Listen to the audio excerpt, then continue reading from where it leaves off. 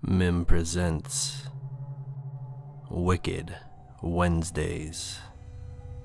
I'm scared. It'll be alright.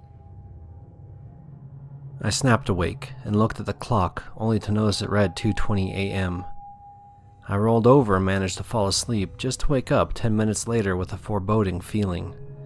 The feeling of being watched, and as I glanced around the room, I noticed a dark figure at the end of my bed.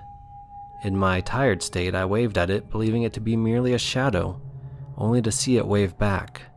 Immediately, I jumped out of bed and made a beeline for the closest light switch. Once the light came on, I glanced around the room, and the figure was gone as quick as it came. When I woke up, it was daylight, and I thought to myself how much of a crazy dream that was. I experienced the same thing for the next 3 nights, until I got woken up by a loud pounding on my door. My heart raced as I put on some clothes and went to answer the door to find out it was the police. 2 officers to be exact. One was male, about 6 foot with light brown hair and hazel eyes, while the other one was female with red hair and green eyes. It turns out one of my neighbors had been brutally murdered during the night, while the dark figure I had been seeing obviously raised some questions in my mind. I wasn't exactly going to tell the police about some figure magically appearing at the foot of my bed. After all, I didn't want to be put into a straitjacket. The police officer finished his questions and left.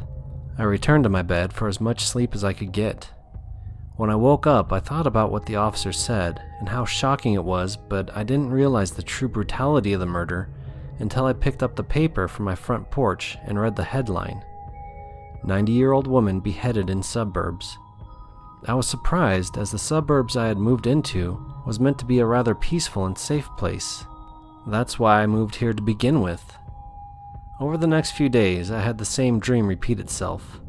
I was standing in a kitchen with a knife sawing through a white figure's limbs until all that was left was a torso. I woke up in a cold sweat every time I had that dream. 3 weeks passed and nothing else happened. No old woman being murdered, no black figure at the foot of my bed. About 2 weeks from the last time I saw the figure, it appeared again, this time while I'm standing in my kitchen making food, but it doesn't just stand there.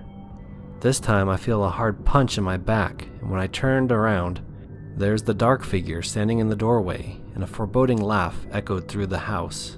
I quickly turned back and tried my best to ignore it while finishing my food.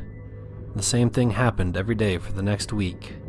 After that, I began to wake up fully clothed with incredibly sore feet, which was strange, not only because of my feet being sore, but also because I usually sleep naked. Yet there I was with jeans, a hoodie, and running shoes on. Not thinking too much about it, I went downstairs and grabbed the paper, only to read the headline: 76-year-old decapitated in own home. And sure enough, for the next week, I have the same dreams I had last time of the white figure. At this point, I realized something was linked between me and the murders. I went to the hardware store and grabbed some rope, the local corner shop for some cheap vodka, and headed home. I tied the rope and downed the vodka in one.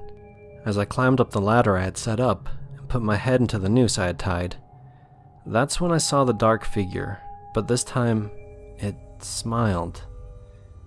I jumped off the ladder and felt the snap of the rope. I woke up in the hospital and saw the black figure once again at the end of my bed. Just as I went to scream, the black figure grabbed one of my hands and used it to block the scream.